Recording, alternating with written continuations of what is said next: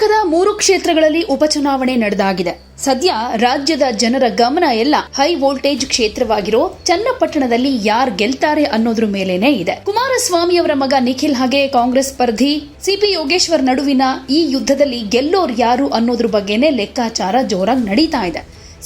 ಈ ಹಿಂದೆ ಚನ್ನಪಟ್ಟಣದಲ್ಲಿ ಯೋಗೇಶ್ವರ್ ಪರ ಪ್ರಚಾರ ಮಾಡ್ತಾ ಇದ್ದಂತ ಸಂದರ್ಭದಲ್ಲಿ ಜಮೀರ್ ಅಹಮದ್ ಖಾನ್ ಕುಮಾರಸ್ವಾಮಿ ಅವರನ್ನ ಕರಿಯ ಅಂತ ಕರೆದಿದ್ದು ಸಾಕಷ್ಟು ವಿವಾದಕ್ಕೆ ಕಾರಣ ಆಗಿತ್ತು.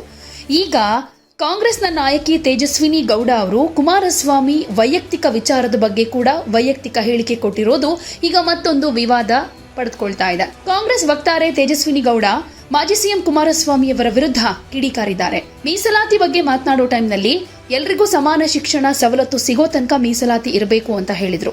ಅಸ್ಪೃಶ್ಯತೆ ಇಂದಿಗೂ ಇದೆ, ನಾಚಿಕೆ ಆಗ್ಬೇಕಲ್ವಾ? ಸೂರ್ಯಯಾನಕ್ಕೆ ಹೋಗುವವರ ದೇಶದಲ್ಲಿ ಅಸ್ಪೃಶ್ಯತೆ ಇದೆ, ಕರಿಯ ಬಿಳಿಯ ಅನ್ನೋ ತಾರತಮ್ಯ ಕೂಡ ಇದೆ ಅನ್ನೋ ಮಾತನ್ನ ಹೇಳಿದ್ರು. ಆಗ ಕುಮಾರಸ್ವಾಮಿ ಅವರನ್ನ ಕರಿಯ ಅಂತ ಜಮೀರ್ ಖಾನ್ ಹೇಳಿಕೆ ಕೊಟ್ಟಿರೋದ್ರ ಬಗ್ಗೆ ಕೂಡ ಮಾತನಾಡಿದ್ರು. ರಾಧಿಕಾ ಅವರು ಯಾವುದೋ ಕಾರ್ಯಕ್ರಮದಲ್ಲಿ ಮಾತನಾಡ್ತಾ ಈ ಪದವನ್ನ ಬಳಸಿದ್ರು. ನೀವು ಅವರನ್ನ ಏನಂತ ಕರಿತೀರಾ ಅಂತ ಕೇಳಿದ್ದಕ್ಕೆ ರಾಧಿಕಾ ಅವರು ಕರಿಯ ಅಂತ ಕರಿತೀನಿ ಅಂತ ಹೇಳ್ಕೊಂಡಿದ್ರು.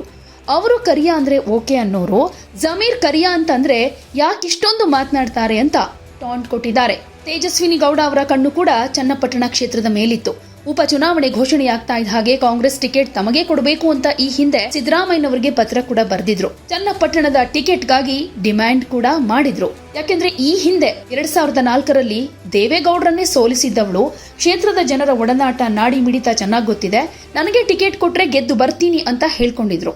ಸಮುದಾಯದ ಬೆಂಬಲ ಇದೆ, ಉಪಚುನಾವಣೆಯಲ್ಲಿ ನನ್ನನ್ನು ಕನ್ಸಿಡರ್ ಮಾಡಬಹುದು, ಪಕ್ಷ ಯಾರಿಗೆ ಟಿಕೆಟ್ ಕೊಟ್ಟರು ಕೆಲಸ ಮಾಡ್ತೀನಿ, ಆದ್ರೆ ಪಕ್ಷ ಬಯಸಿದ್ರೆ ಸ್ಪರ್ಧೆಗೆ ಸಿದ್ಧ ಅಂತ ತೇಜಸ್ವಿನಿ ಗೌಡ ಅವ್ರು ಹೇಳ್ಕೊಂಡಿದ್ರು. ಆದ್ರೆ ಫೈನಲಿ ಯೋಗೇಶ್ವರ್ ಅವರಿಗೆ ಟಿಕೆಟ್ ಕೊಡಲಾಗಿತ್ತು. ಈಗ ಬಿಗ್ ಫೈಟ್ ಇದೆ, ಇಬ್ಬರ ಮಧ್ಯೆ ಯಾರು ಗೆಲ್ತಾರೆ ಅಂತ. ಇದರ ಮಧ್ಯೆ ಈ ಕರಿಯಾ ಅನ್ನೋ ಹೇಳಿಕೆ ಮಾತ್ರ ಚನ್ನಪಟ್ಟಣ ಕ್ಷೇತ್ರದಲ್ಲಿ ಸಾಕಷ್ಟು ಸೌಂಡ್ ಮಾಡ್ತಾ ಇದೆ. ಈಗ ತೇಜಸ್ವಿನಿ ಗೌಡ ಅವರು ಈ ರೀತಿಯಾಗಿ ಹೇಳಿಕೆ ಕೊಟ್ಟಿರೋದಕ್ಕೆ ಬೇರೆ ಬೇರೆ ನಾಯಕರು ಯಾವ ರೀತಿ ರಿಯಾಕ್ಟ್ ಮಾಡ್ತಾರೆ ಕಾದು ನೋಡಬೇಕು.